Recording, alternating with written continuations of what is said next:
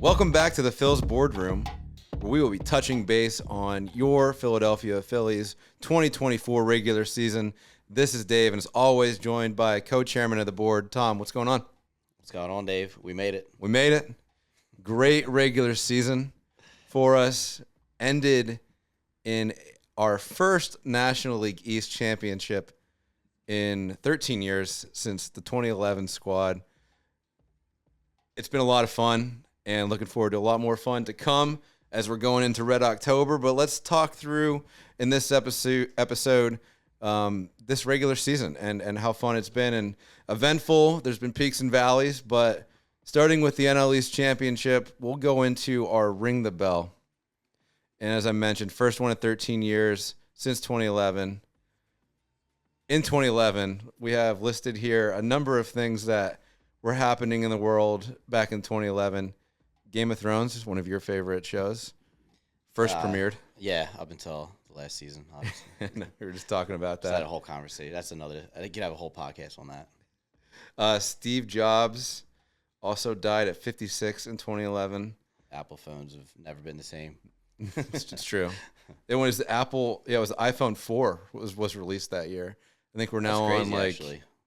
What is it? 16? That is crazy to think about. It's one of those things that just feels like it's been around forever now, which is obviously is not. But it's been a long time. I mean, wow. 13 years.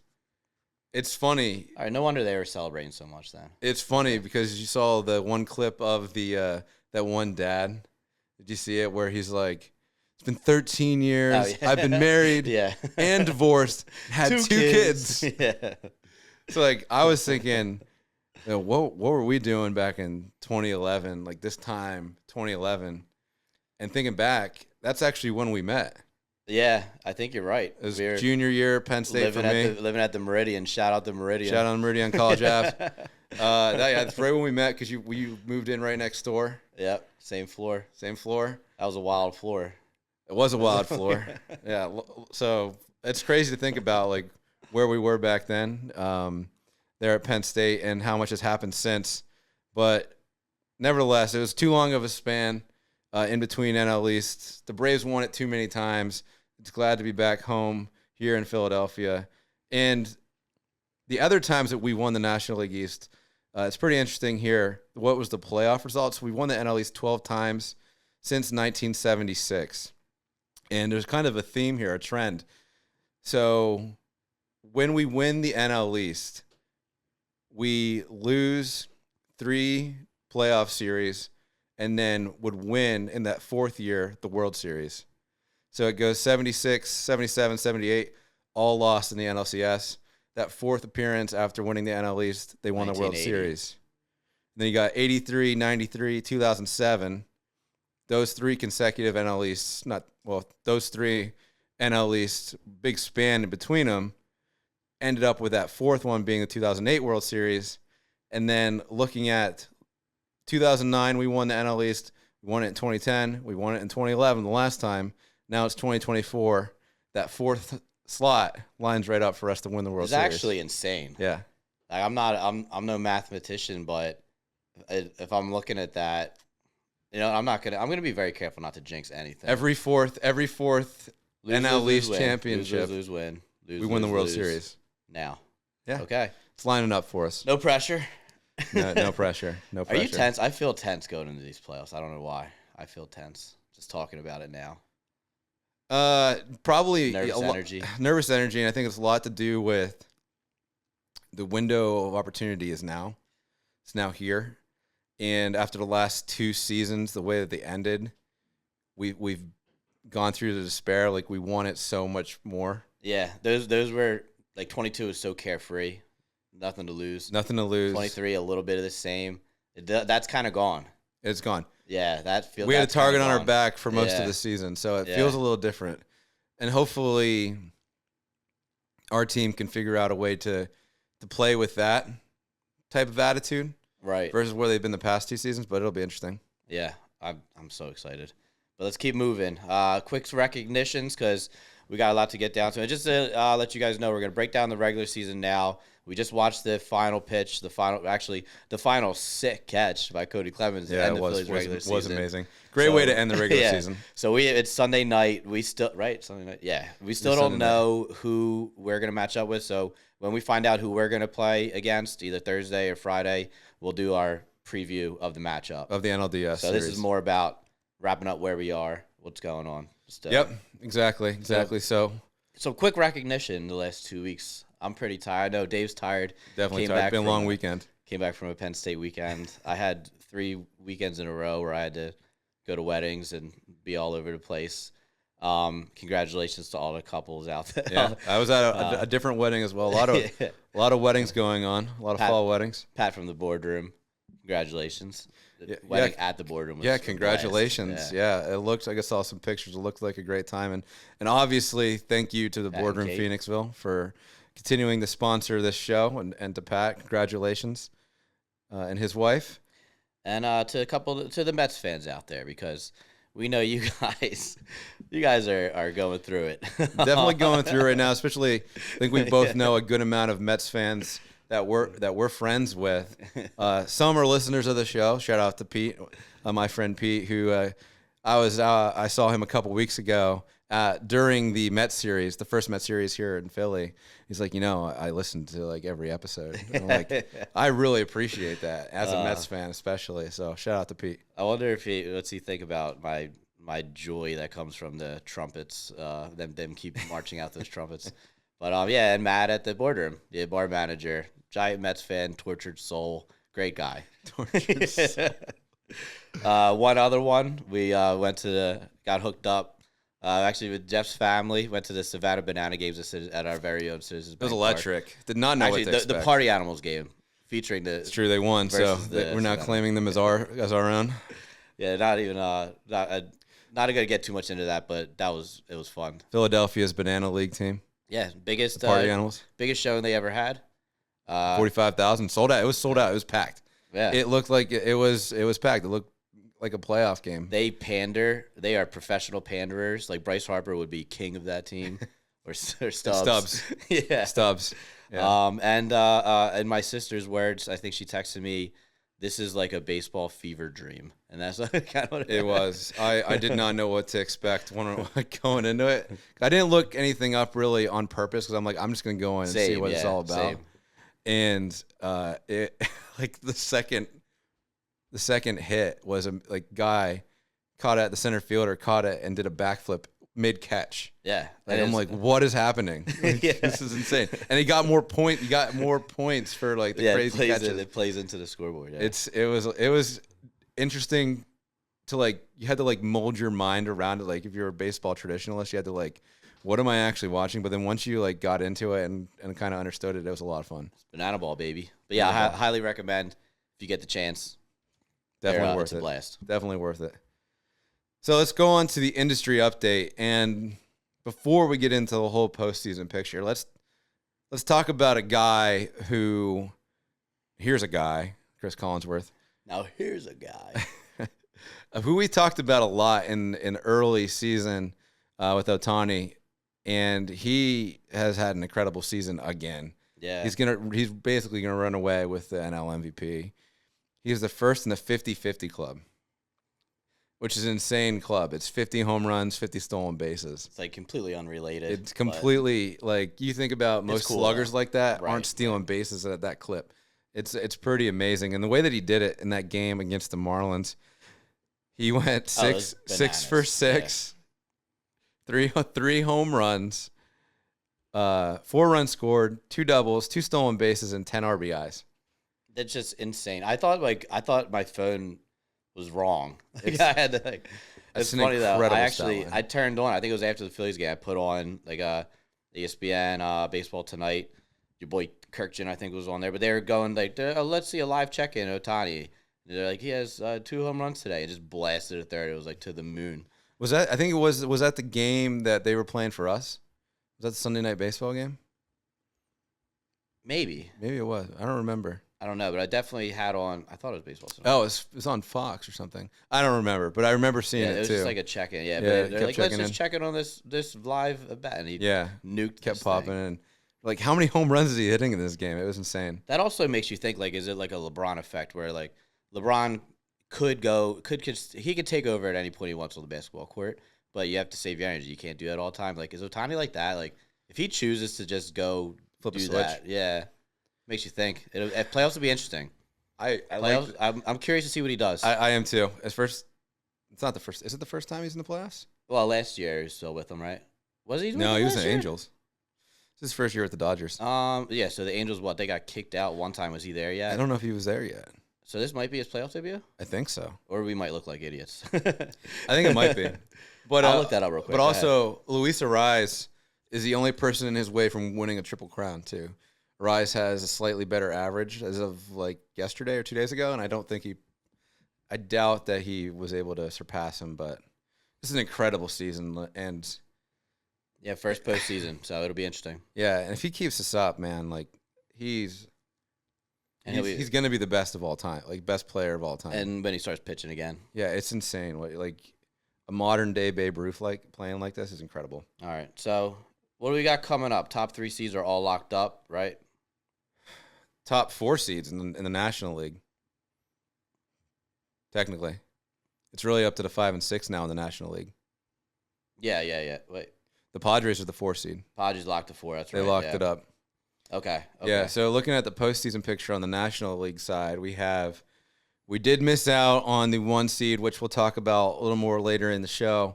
But that goes to the Dodgers. We are the 2 seed, so we got that coveted bye that.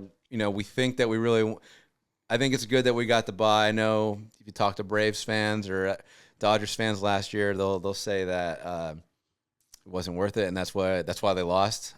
Hopefully that was just them making excuses, and that doesn't come back to bite us as well. But I think it's an advantage to us, especially with how long the season is. It's good to get that bye. Then at 3 seed, the winners of the National League Central, the Milwaukee Rhys Hoskins Brewers. My boy. And then he had an awesome night 2 nights ago with that grand slam, by the way, to beat the Mets. Yeah. That's pretty incredible. And then the 4 seed is the Padres. So where does that leave the 5 and 6? Well, technically this is the end of the regular season today. But because of the hurricane, 2 games got postponed in Atlanta, and now they're playing that doubleheader tomorrow in Atlanta. The Mets and the Braves.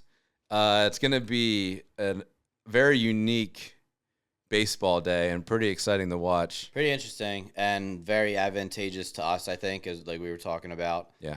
But yeah, it's pretty wild, and the script writers really outdid themselves on this one. The Hurricane forces a doubleheader, the division matchup to decide. Yeah, heated rivals. And really, the odd men out right now are the Diamondbacks.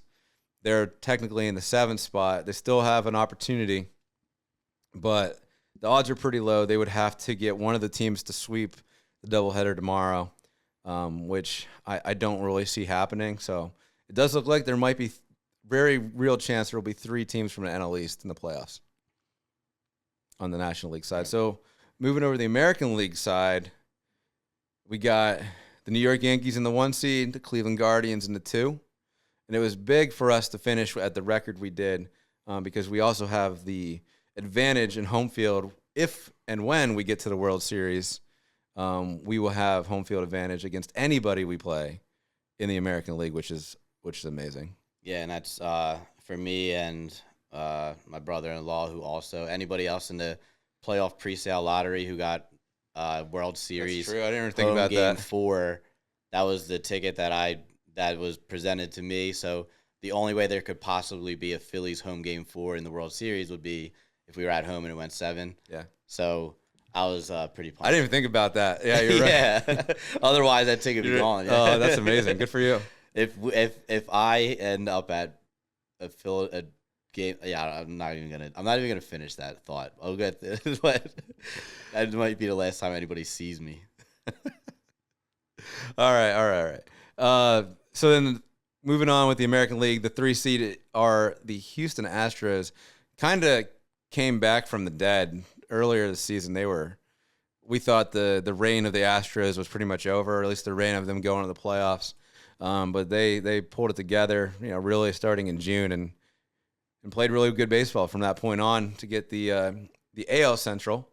And then the 4 seed is the Baltimore Orioles. They've kind of fallen off a little bit. They were back and forth with the Yankees for most of the season. Right. But they've locked in the 4. And then the 5 seed, pretty incredible. Really incredible, really. The Detroit Tigers. I think they're everybody's dark horse going in to the postseason. They're a team that I think they were like 8 games under 500 at some point in August. And they've just gone on a complete tear to get that 5 spot in the wild card in the American League side. And they're scary. They remind me a lot of, that the 2022 Phillies, the 2023 Diamondbacks. Like, they could be that team, and they're everybody's pick there. Like 07 Phillies, where they just kind of stormed back, took it. I mean, this is their first time making the playoffs since 2014. 6 straight, 10 out of 11. Yeah, pretty cool. Good for them. Good for them. Whatever, do your thing over there. I'm worried about the national side. Yeah, we'll see how it all plays out over there, and then rounding out the 6th seed are the Royals in Kansas City. So Mariners didn't make it; they kind of fell off. But yeah, we'll see how it plays out on that side. But yeah, definitely worried more on this end. And again, it's great for us to finish with a record where it puts us 2nd best team in baseball. So ahead of every other team in the American League, so which could be very advantageous to us and to Tom if and when we make the World Series. I'd rather not go Game 7, but oh my goodness, if it does, pretty epic. It'd be pretty epic. Yeah. Pretty epic. All right, let's get down to business. Talk about safety, and for the first time in a long time, this is actually a good thing. Technically, officially, we're healthy. Fully healthy going into the postseason. Doesn't feel that way, though, does it? It doesn't feel that way, but on paper, we are. We don't have any official injuries to report about. Turnbull was the one that's been lingering on there for months, but he has completed rehab assignments, and we'll see how the next week plays out if he makes the postseason roster. I know he's going to be coming up next week with the team during some of their inter-squad stuff that they have going on during the off days, but he could be in the postseason roster and be fully back too. Yeah, because you figure they're playing on Wednesday an intramural game just against them, a full game against themselves, full speed to defeat the bye week, I guess. Yeah, to keep fresh. I didn't even think about that. That's probably their Turnbull out there. Probably they're going to see how he does and see. I think that could. I back in my mind, I think Turnbull could end up being a real key. It would be great if he can come into form as where he was. But he also could just be nowhere close to being back. And it could be. Hopefully. I don't think they rushed him back by any means. He was out for a long time. I think beginning of the season, Turnbull. Yeah, that would be great. It would be amazing. It'd be a huge shot in the arm for our pitching staff that I think sorely needs one right now. And hopefully just some days of rest can be another shot in the arm for them. But yeah, we'll see how it plays out over the next week and how the cookie crumbles. How the cookie crumbles. Yeah. So going to delivery, that's great that we thinking about that on paper, though. We are fully healthy is great. So we'll move on to delivery. Looking at our overall record, 95-67, second best team in the NL and second best team in second best team in NL and second best team in all of baseball. Top 2 teams both came from the National League, and right on track with our original objective of 95 wins. We were spot on originally. We know ball. We know ball. Do we know ball? And then we got a little cocky halfway through the season. I mean, how could we not? We were on pace for 150 wins. Yeah, I think it was legitimately 116 wins was the max. So it was the peak. It was we have to adjust this to 100. But no, our original thoughts. Yeah. So we'll go back. Originally, that was a stretch goal. That was a stretch goal. Yeah. We met our original objective of 95 wins, right on the money. We knew this team. If this was a corporate world, you're getting a fat bonus for that 95. Yeah, exactly. And great season. Not what we thought it could be, where it was this crazy magical season, but it doesn't really matter. Yeah, we're in a great spot right now. Yeah, it's they faced adversity, which is kind of like, yeah, you want to say it's a good thing, but you wish, we kind of came back full circle. But yeah, it was a hell of a season. It was a lot of fun. There was only like a small stretch where it wasn't fun. There was a small stretch where I would definitely say it was not fun, and I was legitimately concerned. Yeah, most of this season was fun as hell. I couldn't wait to put them on. July and most of August were not that great. Yeah. But that, again, it doesn't matter because we are in a great spot right now. Game. It's a hard game, Dave. It's a hard game. And you said it before. You said it right now, and you said it before in the past couple episodes. I think it's better for us to have had faced that adversity throughout the season. It's going to carry us more, getting that experience in the regular season into the playoffs. I definitely agree with that. So looking at the standings in the National League East, obviously us as the winners, first time since 2011. And then you got the Braves and the Mets. And the Braves technically have the tiebreaker on them right now. It's all going to be settled tomorrow during the doubleheader. 1 really o'clock. Can't wait. 1 o'clock start. 1 o'clock first game for anybody wondering. And then 40 minutes in between the first and second? Enough time to go use the bathroom in the locker room. Honestly, like thinking about playing a doubleheader and then immediately going to another city that you don't know where you're going to be yet in the playoffs starting on Tuesday to play a 3-game series, potentially only 2 games, but like you're going to be depleted. Sounds awful. Exhausted. Yeah. Like you're playing I can't imagine like having to like it's just an uphill battle for both the 5 and the 6 seed. Honestly, National League. If I was an Atlanta fan or a Mets fan, like I'd be kind of salty. I'd be pissed at that hurricane. Yeah. That hurricane screwed them. Yeah, definitely did. And God hates the Mets and the Braves. Yeah, now the Braves are going to be like, oh, we had too much rest. And now we're like, we didn't have enough rest. Yeah, exactly. Yeah. Can't win. So we'll see how it plays out. But then rolling out the rest of the National League East, the Nationals finished the season at 71-91, and the Marlins 62 and exactly 100 losses.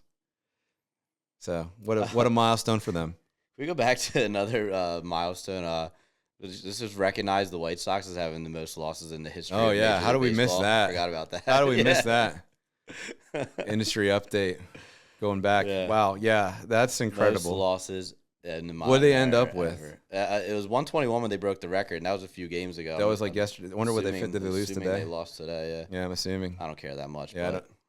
And then recognizing the city of Oakland for being real ones, and even dealing with your stupid owner for that long who's taking the team. But they're doing a lot of cool stuff, like the shovel in the gravel. Yeah. Random people stealing chairs. Yeah, the Oakland fans deserve much better than they got. Absolutely. And hopefully they can remain loyal to the team wherever they end up outside of the owner, or find a new team for them to latch onto, maybe across the bay, but I doubt that because they're pretty big rivals. It just feels I couldn't imagine being like lost like that. It's insane. As a fan. I mean, look what happened. It's like what happened to St. Louis. They took the Rams away, and now you saw their stadium was just filled with San Fernando Niners last week. But anyway, I thought you were going to put a Battlehawks. Well, that's why. Yeah, that's why the Battlehawks got embraced. Yeah, good call. The St. Louis Battlehawks XFL. But no, it's a shame because like they're real fans, and you just got this owner who wants to be an idiot. He's probably one of the worst owners in sports. If you don't know the story, he's basically just forcing the team out of there. Yeah, but yeah. No, good call. Going back to the industry update there. Moving forward again with the Phillies. Some important stats and notes over this season. We have the 6th most wins ever by a Phillies team. The number one team as far as regular season wins goes was the 2011 Phillies. Last time we won the National League East. We have had, however, the most home wins by any Phillies team, 54 and 27. Pat yourself on the back. I feel like we do have a couple of those wins that we can probably put under our belt. I think it plays a huge home field advantage with how we are as a crowd and fans there at the bank. So, I mean, it's been an amazing season overall, but even greater there at home. It'd be great if they really figured out how to win more on the road, but still, we finished 54 and 27 at home. That's sick. And figure might have had a couple more if we didn't go to London. Yeah, we only played, 80 games? Did they say 80 games at CVP? Usually it'd be 81. So, yeah, we lost the home game. For that. Yeah, I'm not going to go back, but I hope we don't go back to do a London series like that for a long time, because I don't know that we that will. kind of screwed us, man. Yeah. But that's way in the past. We're looking way in the future to Saturday. Well, we are reviewing, so I get it, but I agree with you 100%. As cool as it was, really screwed up what we had going. It did. That kind of, for whatever reason, and I think now we're on it, but I think that second game, the way that it ended, and like if we had won that second game, it might have been a little bit different, and we probably could have kept that pace. It's interesting to see how that may have changed momentum, but again, ultimately, it doesn't really matter. We're still in a great spot.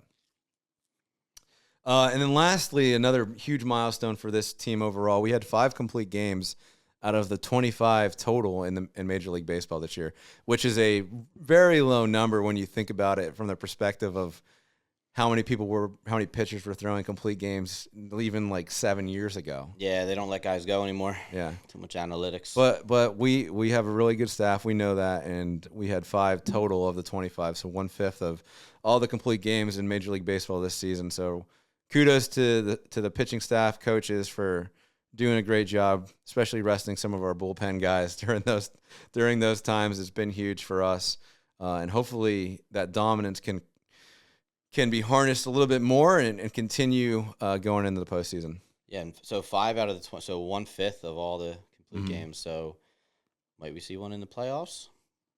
Would be great. Would be ideal. Amazing. Be great. And you know what we've talked about a little bit. I think Sanchez had 2, Ranger had 1, Nola had 1, and then Tyler Phillips had the other. The 5th. Yeah. Wheeler didn't have any. No. And it would be great if I mean, he has the stuff, he has the ability, he can definitely do it. That would be great to see in Red October. That would be amazing. So speaking of amazing, let's talk about some of the games of the year. We're not going to go through like we usually do every 2 weeks, where we look past in the last 2 weeks, past 13, 14 games. We're not going to look through all 162 games. I think that would be a 6-hour-long episode. We're going to pick some of what we would say were the games of the year in the regular season, and we're kind of going in chronological order here. Starting in May, there was a series at the end of the May with the Rockies that's on here. Nola was pretty shaky in that game to start. We actually ended up being down 3-2 going into the 9th, and then Sosa hit a triple to score Marsh to tie it up in the 9th, and then Bryce broke it up and with a 3-run bomb for us to go up 7-3, and ended up winning that game 8-4. Yeah, that was a lot of fun. It was. That was back in May when we were thinking we were going to be one of the best teams ever, and potentially on pace at least. Right, and it was just feeling like we can't lose games. It was like no matter how much we were down, it felt like they were going to come back, and that was just a perfect summary of that. Those guys just came in and were like, "Oh, we're down in the 9th, no big deal." Yeah, it's unbelievable. Get back to that. Yeah, that particular game. Yeah, you're exactly right. It felt like we were never going to lose. Like we can not only can we come back, but we're just going to dominate you and just make it look like a lopsided win. And then next one here in June against the Orioles, I was there.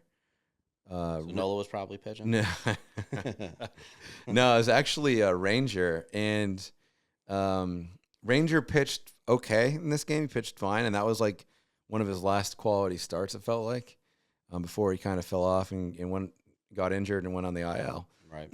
But Schwarber, one of the games where he led off with a home run. I think one of the 15 games? I think it ended up 15. It was at 15. Marchand homered in the 5th for us to go up 2-1.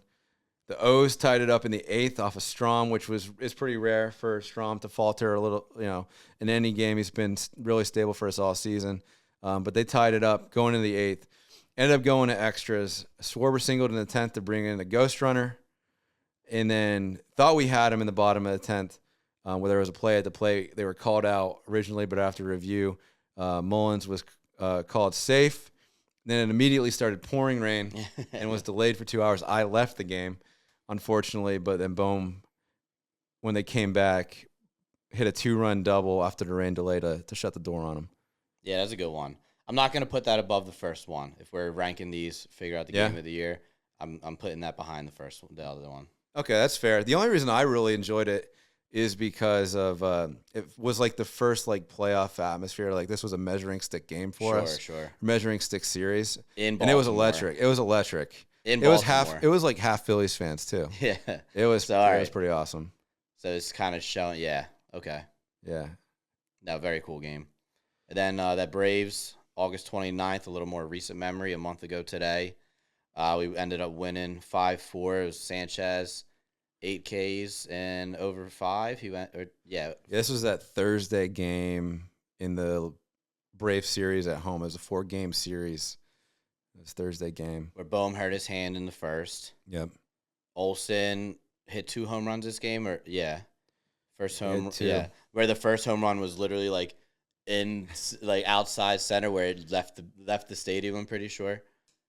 So we're down 4-0, and then Marsh comes in, 3 home run. Morton was pitching a gem, finally got him, and then Cassidy with the 2-run go-ahead home run in the 7th, where he was on that tear. Yeah, 3 home runs in 5 games, and they ended up pulling it out. So that was like, okay, the Braves have been smoking us the regular season. Sanchez comes in. It felt like a playoff game. Yeah, and we had just lost the series like the week before in Atlanta. Right. So it's like we were still ahead of them by like, I don't know, at the time, like 5 games. Right. So like, and it gave them, they had the opportunity to like push back in, and we just shut the door. We shut the door. But it was like a great pitching matchup. Sanchez held his own against Morton. They went down 4-0. Guy got hurt. Olsen smacked us, which he always does, but they still, yes, it was just 2 long balls, but like it felt like a playoff win. The bullpen came in and closed the door. Kerkering, Strom, Hoffman. It was like just what you want to see. Yeah, I would say good baseball. I would say personally, I would put this one at number 1 win of the season for everything against the Braves late in the season. The way we came back and won, what it meant for the team to really kind of like shut the door almost, or like at least catapult us into that series to win that series. Like that was huge for us, getting over that hurdle. Getting that monkey off our back with the Braves, I think that I would personally say that's number 1, but because it wasn't like obviously not at their best. They've been injured all year, but like the Braves came and they brought it. Morton pitched a gem. It wasn't like we were slacking. It was just competitive, and we just came out on top in Atlanta. Yeah, it was a great game. And then the last one we have here too was also great, more recent too. It was only a couple of days after, like I think, 5-6 days after. We won against the Blue Jays 10-9. Yeah, this game. I remember watching this one because it was we were down 6-0 after the first inning with Tyler Phillips kind of blowing up there. I'm like, oh, this is a wash. Like whatever, flush this one. But Schwarber ended up leading off that game with another home run, again, one of his 15. 4 for 4, right? Yeah, he went 4 for 4 and had 3 home runs with the leadoff and the walk-off. Or was it? No. It wasn't walked off, right? Because we weren't at home? Or what? It wasn't a walk-off, no. He got one in the 9th, I think. It was the game-winning home run in the 10th? Was it the 10th? Maybe it was, yeah. Something like that. Because he had the leadoff and the game-winning home run. Yeah, I know it was 3 home runs, and in a bullpen game, that 5th start that we all love, to come back and win that game was absolutely huge for us. That was also the first game Alvarado came back too, and he looked good. And he did look good. So I mean, that was a great morale. The go ahead in the 9th, yeah. That was a huge morale boosting game because, like, let's be honest, like that 5th start, especially of recent note, has been pretty demoralizing as fans, and probably was the same for the players. So for them to be able to take one of those fifth games. Oh, he had 5 hits that game. Did he really? Yeah. He joined Mike Schmidt, only players in franchise history of 5 hits and 3 homers in a game. Yeah. I do remember seeing that stat. From a morale standpoint, I would say that this one was probably very high. And we talked about this a lot when it happened. Schwarber hadn't homered since August 14th. So it was like, all right, we're back. Yeah. And then he went on, like, after that game too. I think he was he hit like another one the next game too. Right, that's when he started. Yeah, it was like 4 in a row, like 4 at bats in a row or something. Crazy. But anyway, so that one, I'll say I have that as the funnest game of the year. The Braves game as the game of the year. It's fair. Yeah, that was probably the most fun game to watch, to see us come all the way back like that, and for Schwarber to play the game that he did. I agree. Most fun, best game against the Braves, 829. Most fun, September 3rd against the Blue Jays, winning 10-9. Yeah, good call. All right, I'll take that. Yeah. Year-over-year comparison. Last year, going in the playoffs, we were the 6th seed last year as well. I think we were the 6th seed. Yeah. 90-72 overall record. And so 5 wins better than we were last year. And I think that's a big reason why we put that as our objective this year. We knew that this team was going to be a little bit better than, or going to be better than last year's team and 2022's team.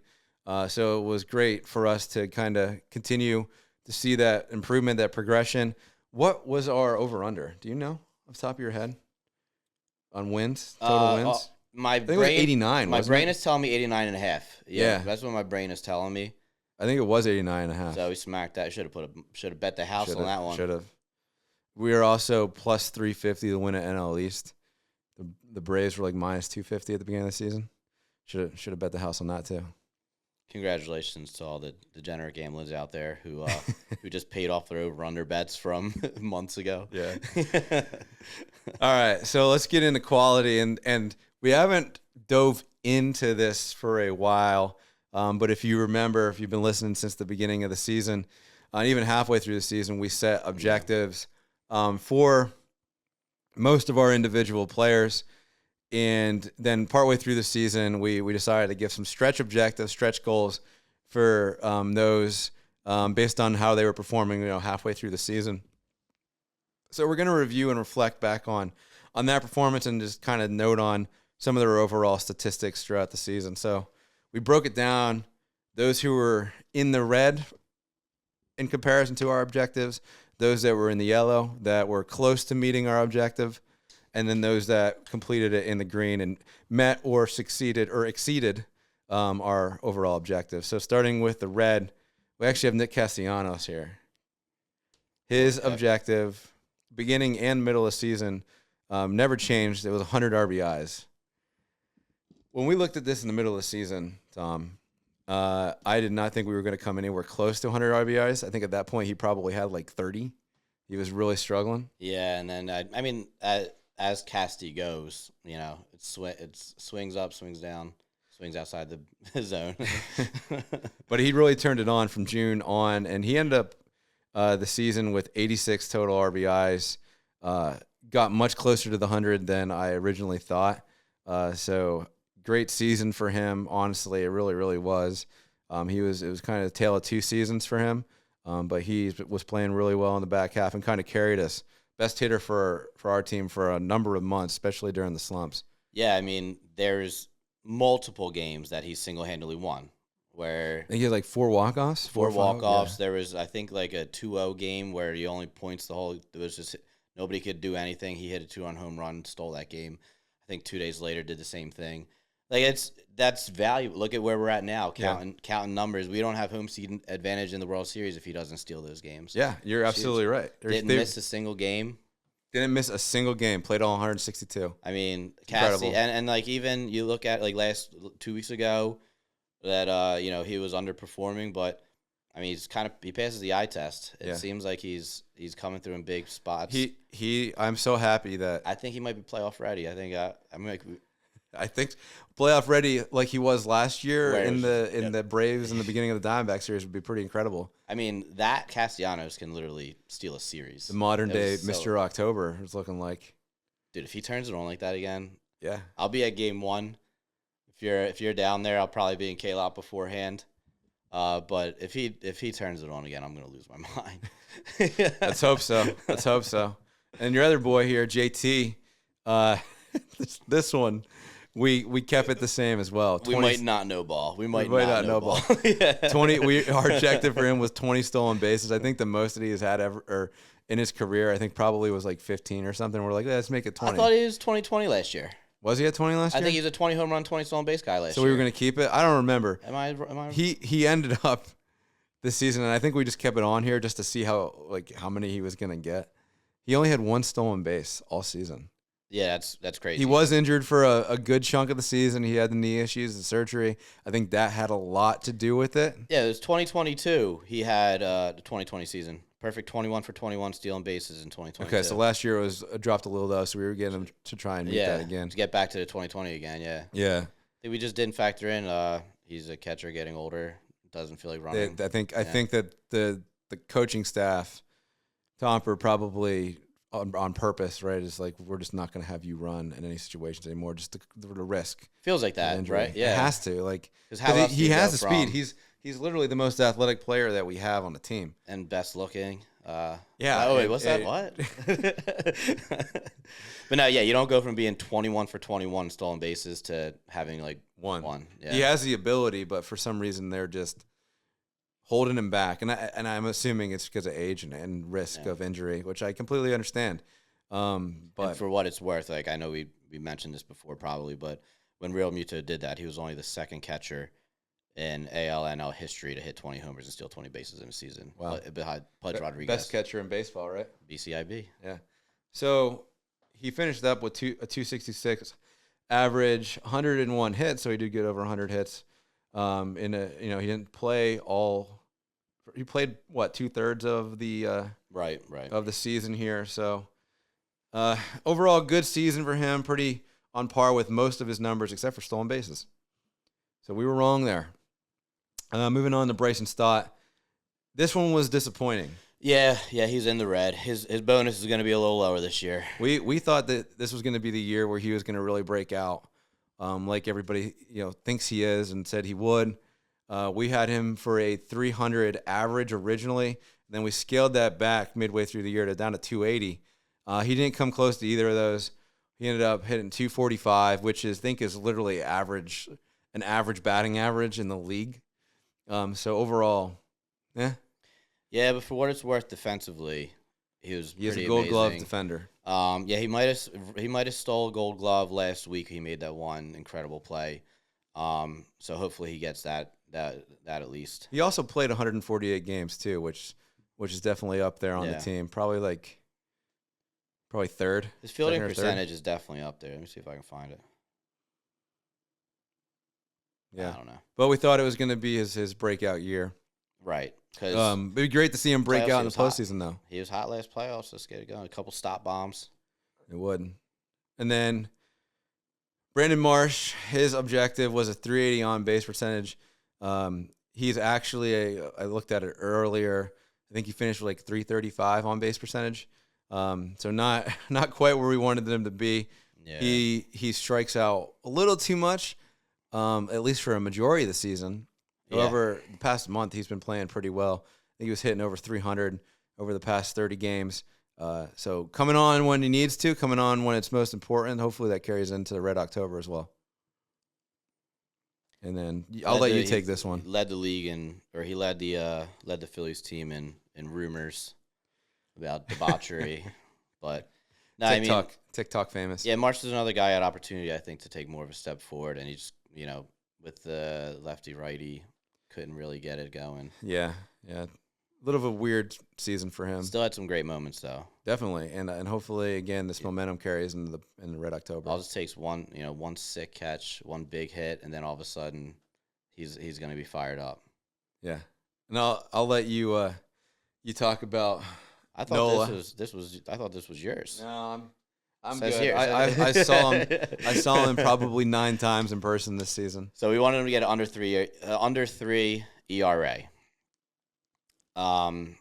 He went 14 of 8, an ERA of 3.57, and 197 strikeouts in 33 appearances this season. So just short of the 200 strikeouts. Still had a great year, 14 wins. I think that's how many did he have last year? Probably close to that. But yeah, I mean, the hope is that none of this matters and playoff Nola shows up next weekend or Monday. So we'll talk about that. Because Nola turns into a different monster in the playoffs. Yeah. And he's a completely different pitcher in the postseason. He did his same thing. He pitched a ton of innings like he always does all regular season. I love the guy. Dave has his issues. He had some rough ones. But at the end of the day, if you give up a 3 home run and go 7 innings, you should give enough run support with this lineup to win that game. You should. The frustration stems from, and we talked about it a lot. It's because most of his starts for the first 3 to 4 innings, he has like no hit stuff, and then for whatever reason, he gets in the 5th inning. Usually, it's a 5th inning. It kind of just unravels for him, and he implodes. Like it's a walk that he doesn't. I don't know what it is about like walking a runner or getting a single and getting somebody on base in those middle innings is like his kryptonite, because you know he's going to leave one hanging or throw one right down the middle, and it's going to go out the park. And it's usually at back-breaking times because for whatever reason the game's close. We don't have run support in those games. I don't know why, but it usually is to tie it up or for the other team to take the lead. And it's just like he looks so great. He looks so good for 90% of his start. And then it's that one inning where he just he gets a base runner on, maybe 2. He gets to 2 outs. 2 men on, 2 outs, and you're like, okay, just get this batter. And he seems to be more often than not let up the big home run. It's a watermelon. Well, today, the last game of the season we're watching, it's the 5th inning. Is 2 men on. Lined up to, we're down 3, or we're up 3, 2 men on.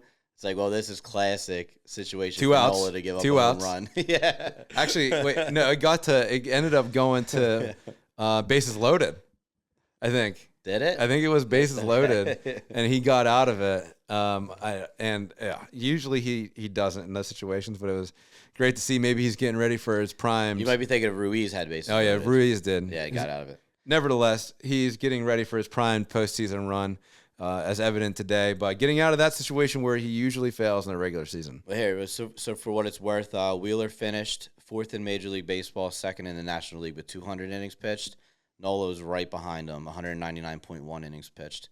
So if they would have let him finish that inning, he would have got a 200. Kind of sucks. Wow. But, I mean, I don't think they care about that. I don't think so, yeah. But that's, I mean, these guys are dogs. They go out. They are. We need innings in this postseason. That's what's driving these runs. That's what drove our runs in the early 2000s or late 2000s. That's what drives our runs the last 2 years. Our starters going deep. Yep. Bullpen staying fresh. Absolutely. All right, so that finishes up the red. Let's move on to the yellow. Those that were so close to meeting their objectives, and depending on how we're feeling, may be able to get their full bonus. We're not exactly sure yet. Maybe we'll see how they do in the postseason. I don't know. Trey Turner, his objective throughout the season was a 300 average. He ended up at 295. 149 hits, 21 home runs, 62 RBIs, and played 121 games this season. I think that's a part of it. He was out for a good chunk of over a month and a half. He was tearing it up before he got injured. MVP ball. He was. He really was. And then he came back and was struggling a little bit, but he picked it back up again and kind of hovered around that 300 mark there for a while. I think when he got injured, he was at like 340. Yeah, it was absurd. Yeah, so he slumped for a little while. He was ahead of the pack by a significant amount. Yeah, it was, overall, still great season. Any professional hitter these days that can get at 300 or around 300, it's pretty damn good. Absolutely. So, overall great season, came so close. Only, 5 thousandths from being away from a 300 average. I just bought his jersey, so if he needs that extra motivation, I'll be there supporting him. Give him a standing O. Yeah, shout out Netflix. Netflix, yeah, looking forward to that. I think it's like mid-October. Yeah, if you don't know, if you're listening, they're announced they're doing a Netflix documentary based around the Trey Turner standing ovation that turned around his season last year. Like the fan who organized it. Should be cool. I think it said October 18th. I think it was coming out. Something like that. Mid-October. Yeah. Which is kind of weird, like in the middle of. Yeah, hopefully it's in the middle of a red October. Going to Bohm. Bohm's target originally was 25 home runs. We scaled that back down to 18 midway through. He ended up at 15. He did get hurt. Was out for 10 games, a couple weeks. Here at the end of the season, but he ended up with 15. Gave him the benefit of the doubt. Got really close. If he hadn't lost that time, I think he probably could have got pretty close to those 18. But overall, still great season for him as a hitter. 280 average. Thought he was going to be closer to the 300 mark there for a while. Thought he was going to run away with the doubles title. I know that you've been tracking that pretty close. Yeah, it sucks. He ended up pretty close, but yeah, I mean, he was just hitting. He was just balling all year. Like the home runs weren't there. Home run derby was so fun watching him do that. The 97 RBIs is a little disappointing. Would have loved to see him get the 100. Yeah, because I mean, he deserves it. He had just an incredible season. He really did. It was great for him to see. Let's get some playoff moments. He had an incredible season personally too. I think he's gonna. Here's my prediction of the day. Alec Boehm's gonna have a clutched up crazy double at some point to bring in like 2 runs. I mean, it makes sense. It's what he does. He's double-matic. He is double-matic. Double-matic. I like that. And yeah, again, on his personal life, great season as well. Yeah. Rumored to be dating ESPN's Aaron Dolan, so great for him. Having a hell of a year. Johan Rojas. That counts as a home run, doesn't it? So that puts him at 16. Yeah, that's why we really he already has 18. It counts as 3. Yeah, that counts as 3. Yeah. Johan Rojas, we were pretty unfair to him at the beginning of the season. We didn't really give him a tangible objective or like just be better than you were in the postseason last year. But he surprised us. That should be his objective now. Yeah, that is the objective now. Please do not show up like you did the last postseason. Show up. Interesting choice of words. We put him at a 250 average, and he ended up playing 120 games in a season where he got sent down to the minors for a time, in a season where he had a rotation of other center fielders who he was splitting time with. Definitely not a standard season by any means for a major leaguer, at least a starting major leaguer. But I think he's proven that he can be a starting center fielder, especially defensively, with the way he is defensively, and then the runs he saves is huge. But his target was a 250 average. He ended at 243, which I will take. Absolutely. With the saves he makes in the field, 243, take that all day. It's like 280, honestly. Right. Yeah. It really is. And when that sending him down ended up being a great move because he came back and looked like a new guy. He did. Yeah. Kind of reset him a little bit. His confidence seems there. He's great on the bases, obviously. He's going to be an important part. I think there's no doubt about it. He's going to be an important part of this game because there's going to be games we need defense late. He's going to come in to pinch run. He's going to come in to take over center field. And he's going to have a big at-bat. A lot of them, probably, because he's going to be in the game late in games. Yes. Come on, Rojas. We need him as a defender, and we need him to make just a couple clutch hits, couple clutch bunts would be nice. He's been working on it. Still not where he needs to be. That's for sure. Don't even. I'm just saying. I just got chills thinking about Rojas coming up. If he can figure out how to bunt well, dropping like a 2-man on drag bunt. Yeah. Oh my God. Yeah, it would be pretty incredible. But the last guy here in the yellow who came close, Ranger. Originally, we said we wanted him to be under a 1.1 whip, walks and hits per innings pitched. Moved that down to a 1 based off of how he was playing. He was 10-1 at one point and dominant. Thought he could be up there for a Cy Young. He was there, man. He was there. He ended up going 12-8 this season and has been really struggling. I think since the All-Star break was over a 6 ERA. His whip ended up at 1.2, so we just missed our original target of 1.1. Not terrible whip, but with the way he was pitching, he was dominant. I think when he was on that 10-1 run, his whip was down to like 0.82, which is incredible for a starter. Yeah, like you look at the final number and you're like, oh, hell of a season, but it's pretty obvious there's 2 parts to the story. Yeah. His last outing, there was bullpen work in the first inning. It's like something's up. Something's definitely up. It's our baby boy.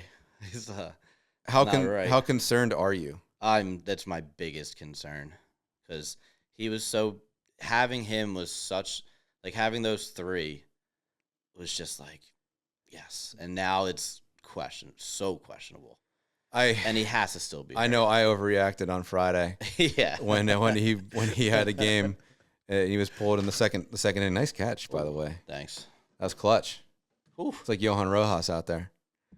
I definitely I feel like I overreacted. Like I was very harsh on him, but it's just because of what we've seen and where he was, and then what we've seen over the past 2 to 3 months with him is something's not right, like you said, and it's been a real struggle, especially of late. I'd hope to think that Friday night's game could have been like, hey Ranger, we need you to go out here and tweak this, work on stuff. Like maybe it's either that or we know how he is, like a demeanor wise. Yeah.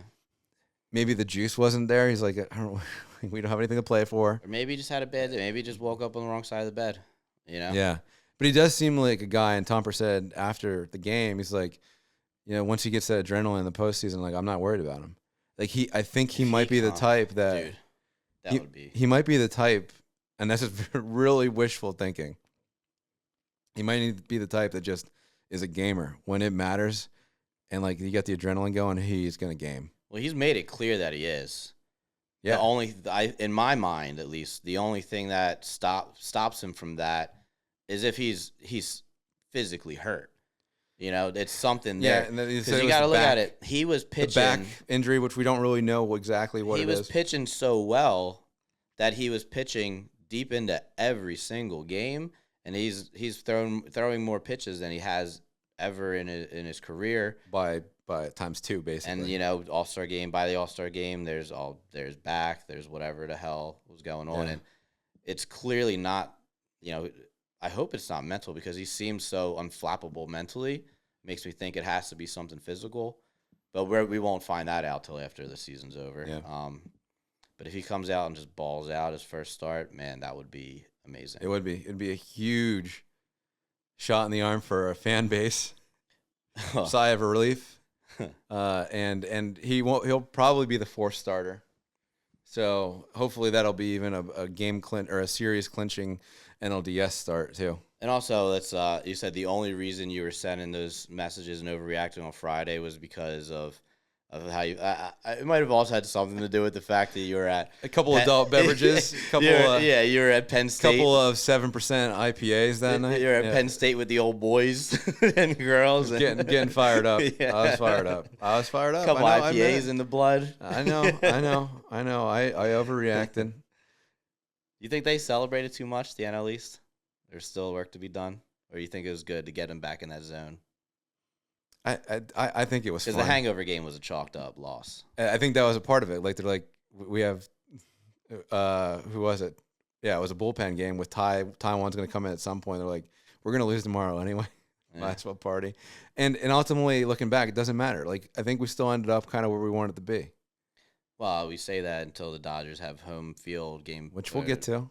Game 7. We'll get to. All right. All right. And then moving on here to the green performers for the season, those that have met or exceeded our expectations, our objectives. Kyle Schwarber, originally it was a 200 average, which I think he was just under it last year, just under 200 for the season. And then he started playing really well in relative to his statistics. And then midway through the season, we bumped it up to 230. He ended up at 248, just under 250. Honestly, an incredible season for him, probably one of his best statistical seasons in his career. 142 hits, 38 homers, and 104 RBIs. Ties his total RBIs from last year, which are both career bests. Great for him. 9th in MLB in runs, 3rd in the National League, 3rd in baseball, 3rd in Major League Baseball in walks, 1st in National League, but then also 3rd in strikeouts, which you take the good with the bad. Yeah, absolutely. He's a leadoff hitter. I'll eat crow. He's true leadoff hitter. And then 15 home runs to start the game. Right. For 15 leadoff home runs, new record in all of Major League Baseball. Incredible season for him. So glue guy, absolute glue guy. Yeah, he has been pivotal to the success of this team so far this season, and will continue to be moving into Red October. And he's one of the guys with a ring. It's true. The next guy hunting down his first ring, and he deserves it. Needs it. Bryce Harper. He just hit his original objective for us. We put out for 30 home runs. And then he was on a tear there for a little while. He was aware. He was on a tear there for a little while, and we're like, let's bump it up to 40. Didn't hit that one. But we're giving him the benefit of the doubt. He met exactly where we expected him to be at the beginning of the year. 30 home runs exactly. Yeah, that bonus check will hit. It'll hit. And 285 average. Pretty solid average for him. He was hovering again around 300 there for a time. Could have been another one of those guys with, is up there for best averages in the National League or in baseball. He's kind of hit his slumps, especially with it seems to be a nagging elbow forearm injury. He's clearly hurt. Yeah, because he's such a violent swinger, and you tell the pain is there. It's like at the end of the day, Bryce is Bryce. He was dealing with injuries. Clearly, we know he's still capable of being the three MV3. So why not get 3 MVPs in the playoffs? NLDS MVP, NLCS MVP, World Series MVP. I think he could. He could be the guy. Love to see him turn it on again in Red October and be the showman that he is.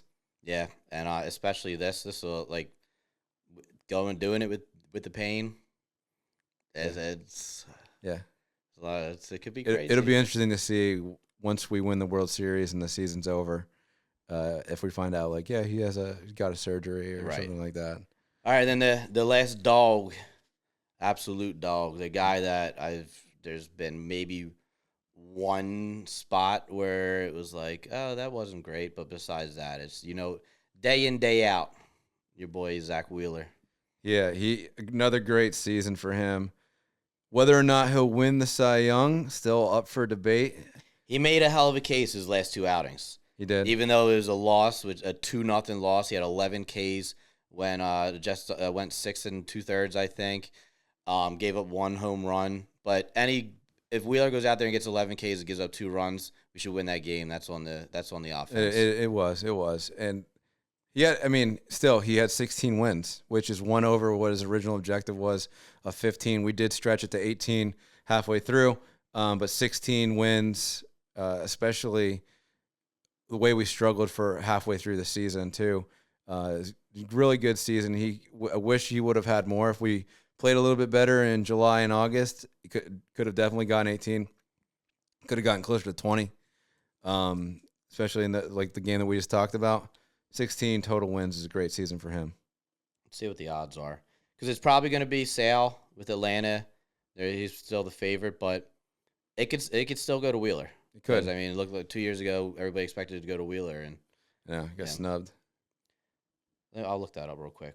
Hopefully he does, but we shall see. Either hopefully way, he can get snubbed again. He definitely deserves one at one point in his career. Yeah. Either way, he's going to be on the mound game 1. I feel pretty damn good about it. Yep. Exactly. As long as the offense is there. Right. All right. So, people, let's go into our yearly awards.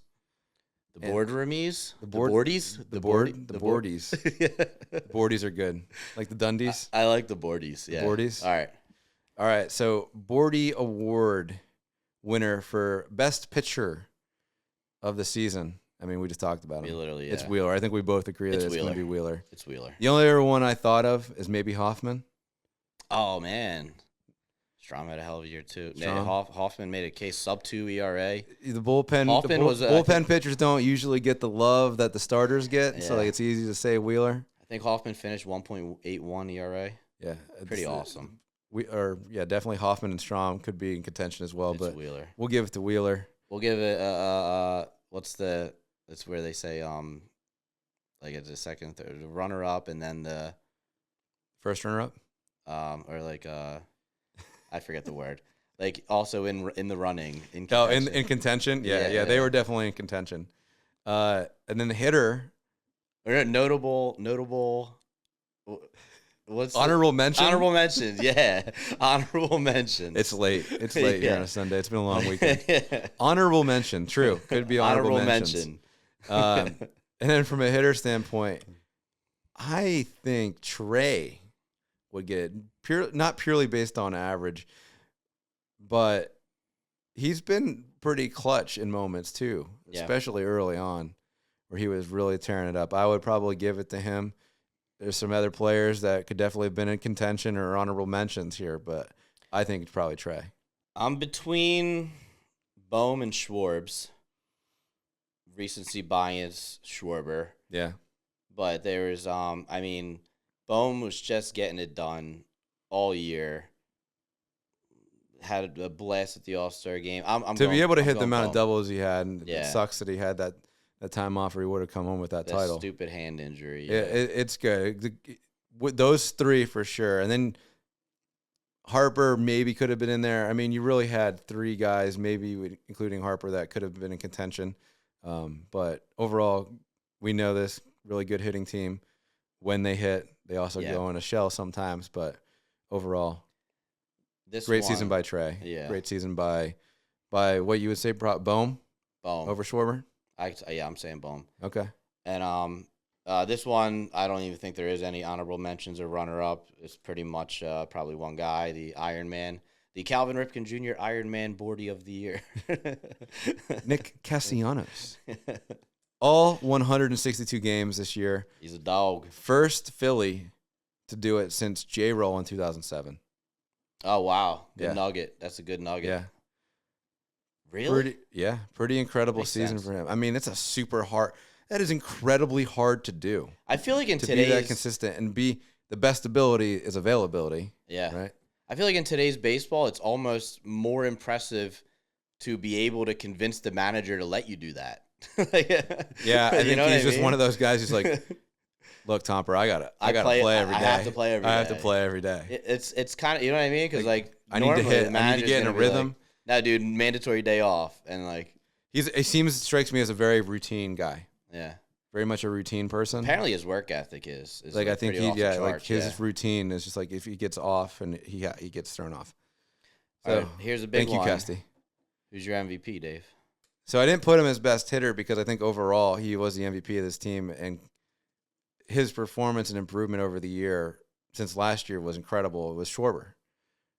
Being the leadoff hitter that he is, he's won us so many games just by setting the tone early and coming up clutch with some big home runs, especially the grand slam later in the season that kind of turned it around for us there in August against the Marlins. Like, he came up clutch so many moments, kind of stirred the drink for us for so long this year as a hitter, and kind of redefining what it means to be a leadoff hitter in the major leagues. Yeah. Yeah, and that record, it's hard to argue. Plus, everything he brings to the locker room, everything he brings to the clubhouse, he's an absolute glue guy. I mean, yeah, Schwarbs is the man. I'm gonna go Wheeler, just because starting pitching is what drives this team. Beginning of the year, all the starters were rolling. It just seems like it makes everything easier, and I think we've discussed it multiple times, but you don't really hear it that often. I think that effect of having Wheeler as that one guy who you know is going to get it done, and all the other pitchers, you saw it with Sanchez, takes a huge step forward, and what's he credit? Going and watching Wheeler work. Yeah. Nola says, going and watching Wheeler work. Like, he elevates the entire pitching staff. And I think it probably doesn't get nearly enough credit for that. Yeah, I mean, both of these guys, we both said, like, it's not necessarily for the product and their statistics. It's how they stir the drink in the areas that they play, like how they are in the locker room, how they are as a leader within this team makes them MVPs. Yeah, and another perfect example, Wheeler had a TikTok that his wife released the other day. I saw that yesterday. Yeah. Him dancing. It was a TikTok dance routine, clearly coordinated by his wife that wanted to do it. Even after it was done, Wheeler looked around like, did anybody see me do that? That shows he's the ultimate team player. He is. Willing to sacrifice to make his wife happy. Yeah. Yeah. Good for him. Good for him. That was good. He knows how to play the game. Yeah, it's true. Happy wife, happy life, right? Best vibes. So the easiest one is everybody say, "Oh, you're the chief vibes officer, Stubbs," but I'm not gonna say that. I'm gonna say Marsh. Yeah, he's a playoff vibes guy. Playoff, stay loose and sexy. He set the vibes sexy early on in the season. That was back good. in May. I'm gonna go Bohm, and my main tipping point was when he was mic'd up during the home run derby because he went first, and every time they went to him, his comments were just. He's like, oh, nobody expected me to be here. He's just the coolest guy. That confidence, that little cockiness a little bit. Yeah. Yeah. No, I agree. Like, That's good. Who would have thought? I mean, and just he went in there day in, day out, getting it done. He's in the daycare, but he's kind of a big dog now, starting third baseman for the All-Star team. Definitely a breakout year. Dolan vibes. ESPN Dolan vibes. Great girl. yeah, good for him. Comeback player of the year. This one, technically, I would consider it as Trey, because of even though his second half or his August on last year was pretty good, right? He struggled his first year here, and it was going to be interesting to see how he came into 2024, if he continued on with where he left off 2023, or if he still had an up and down season. And he proved that he's the player who we thought he was, the player that left last year. So to be able to come back and be consistent like he was and be the player that we expected was pretty great to see. Not only that, after he got injured, it was like there's no, like, he's going to need time to recover, blah, blah, blah.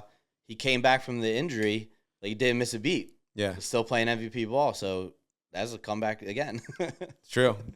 Yeah, exactly. Came back twice. Getting freaky.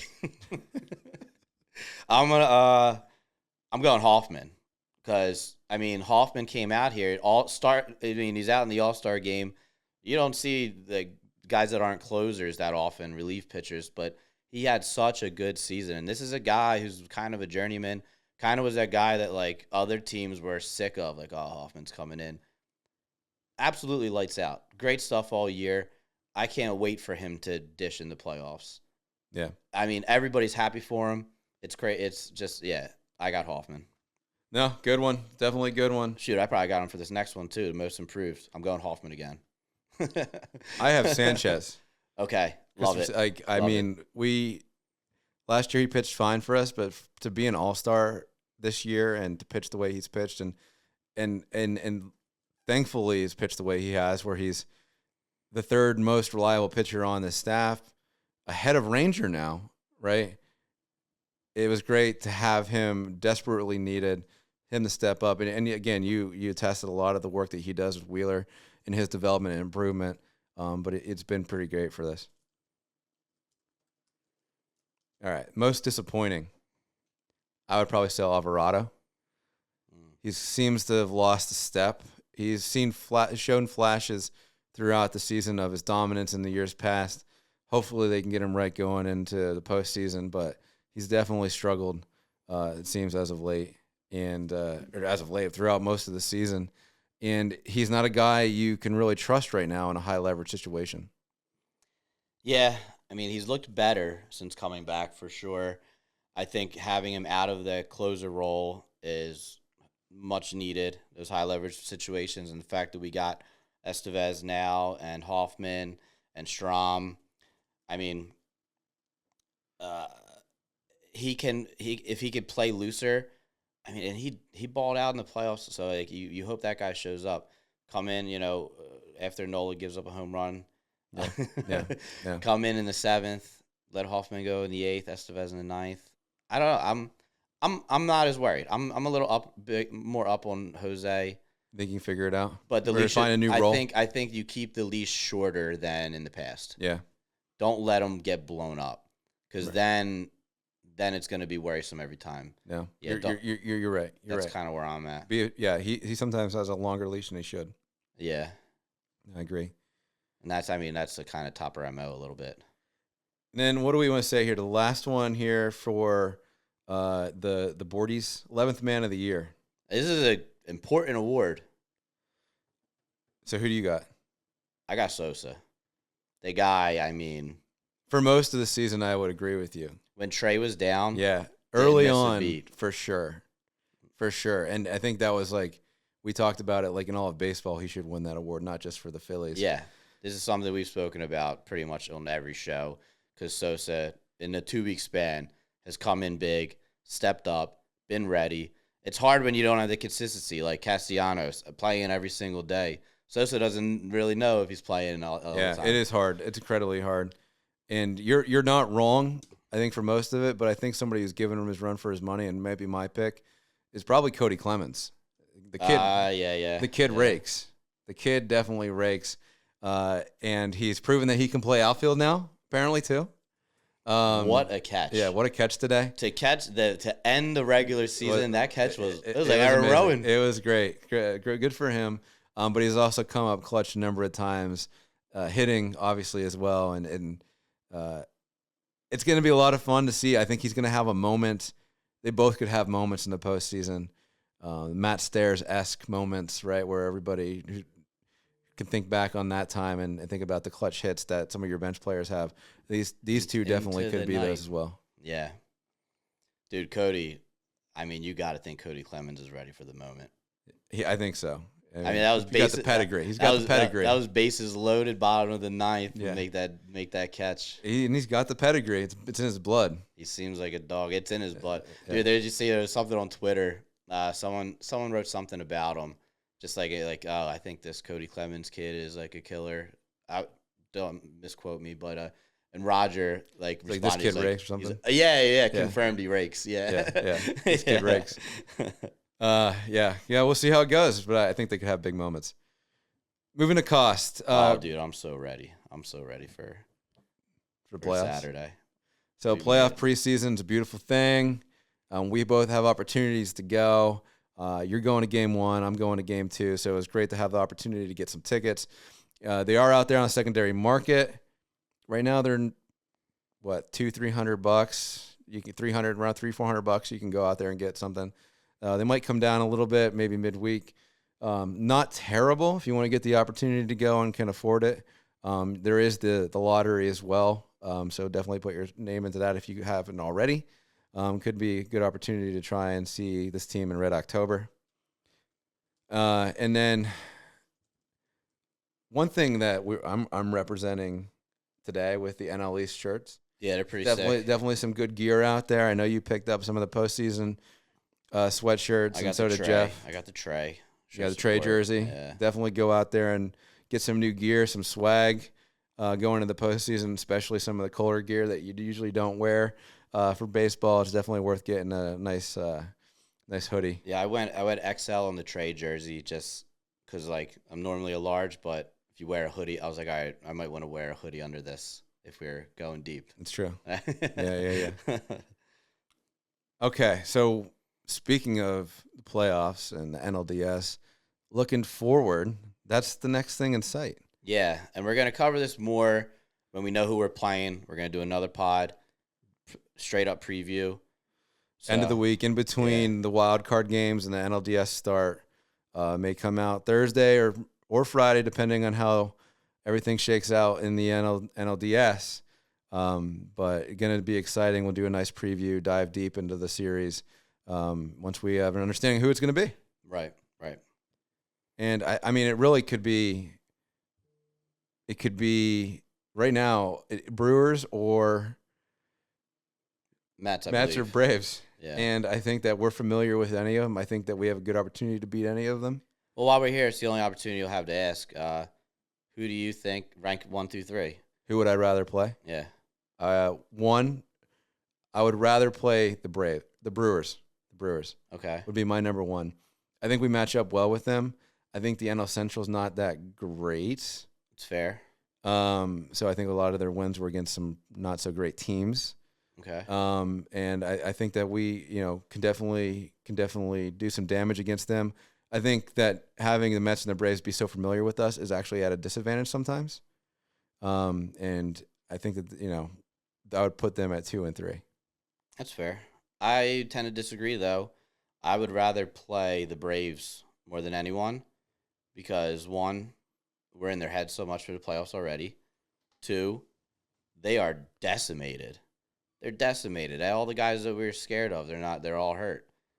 Even who else just announced is not coming back? Riley's not coming back. Yeah. So I'm putting them 1. I think it's just that's the logical, and then Mets 2 because they're the Mets. They'll figure out a way to Actually, my heart is saying that, but I'm actually lying. The Brewers 2 and the Mets are the team I most don't want to play because I think they had the most potential to.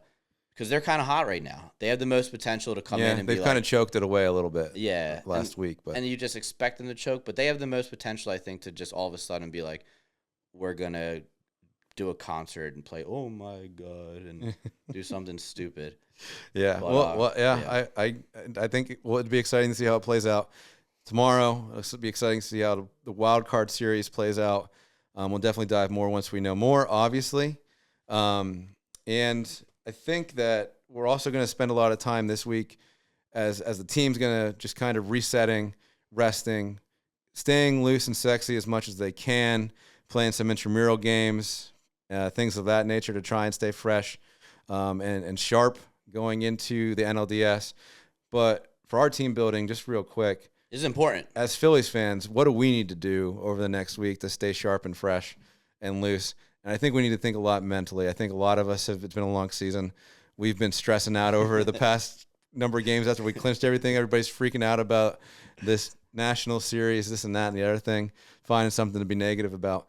We need to have a reset on our mindset about this team and realize that they're a really good team. So how are we going to do that? What are some things that we can do over the next week to be sharp and be fresh on this team? Yeah, anybody who's worked in the corporate world, mindfulness, mental health, and Red October can be a little bit of a fever dream. Yeah, you don't know what day of the week it is. It's going to be a lot of stress coming up, so we need to make sure we definitely reset for that. Your schedule is out the window. Yeah, whatever you thought your schedule was. So I got we got some tips from when we were hanging out. I think Emily had a good one that was stay off social media. Definitely Twitter. A little toxic. It can be very toxic. I get caught up in it too often. The fan pages on Facebook. Yeah. Madness. Probably take a break from sports radio for now. Yeah. There's a lot of negativity there. If you want some positivity, listen to us. Throw on 92.5 in the morning. Listen to producer Jeff instead of putting on WIP and listening to angry 5 different people from Delco and Monco. Yeah. No, definitely. And I think that, finding something to do outside is a great idea, right? Take a walk. Just take a deep breath. Enjoy some fresh air. Don't forget you have pets. If you have a dog, don't forget you have a dog. You have to still feed him. Look at the beautiful foliage that's coming into the fall here in Pennsylvania. Yes. Just mindfully, just take a deep breath, relax. Let's not get caught up. Let's just remember that this team is one of the best teams in baseball this regular season, one of the best Phillies teams ever, and they're primed for a very good postseason. They have the skill, they have the talent, they have the coaching, they have had the experience. I think it's going to be great. And the last thing that I would say for you to do to be ready to go for NLDS is give us a listen. Absolutely. Make sure you listen to the full episode. That'll get you ready. That will get you ready. So check us out on Spotify or YouTube, wherever you listen or watch your podcasts. And don't overreact. At the end of the day, it's just a game. It's just a team. But I'm saying if we don't at least make the World Series, and I want to even say win the World Series, I'm not gonna be okay. It's World Series or bust, so let's just. I'm gonna need therapy. Yeah, we know it's gonna be a lot for us coming in, so let's take this week to reset and get ready for that. So with that, go Phils. Go Phils.